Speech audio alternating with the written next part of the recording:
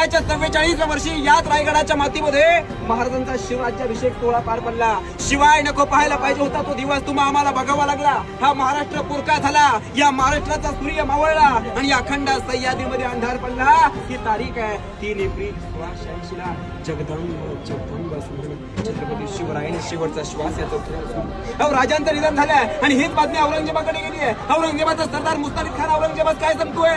हुजूर बडी खुश खबर आहे हुजूर, हे शब्द त्या औरंगजेबाने ऐकले आणि तो औरंगजेब त्याच्या सिंहासनावरून उतरतोय, सिंहासनासमोर गुडघे टेकवतोय आणि परमेश्वराकडे हात ठेवून प्रार्थना करतोय. काय हे अल्लाह तेरे जगत के शाहिस्ते खानाची बोटं चटली आहेत आणि रक्तबंबाळ झालेल्या अवस्थेत शाहिस्ते खानाची बेगम त्याला सांगतेय की मेरे बेटे को शिवाजी. पण रक्तबंबाळ झालेल्या अवस्थेत शाहिस्ते खान काय बोलतोय? जर आपल्या मुलीला शिवाजी घेऊन गेला असेल तर काळजी आणि चिंता करण्यात येते, कारण ती स्त्री एका सुरक्षित.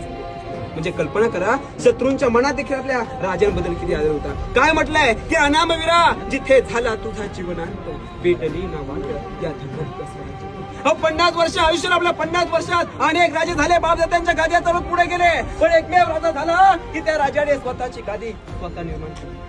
आज आपण गळ्यात भगवा पट्टा घालतोय, कपाळी भगवा गंध लावतोय, केवळ छत्रपती शिवाजी महाराज. जर महाराज नसतील खरंच तुम्ही आज आपल्याला आपलं स्वतंत्र जीवन जगायचं. आज आपण कोणाच्या ना कोणाच्या हाताखाली गुलामगिरी करत असतो. म्हणून काय म्हटलंय, तांदूळ शिल्यावर खाते म्हणतात.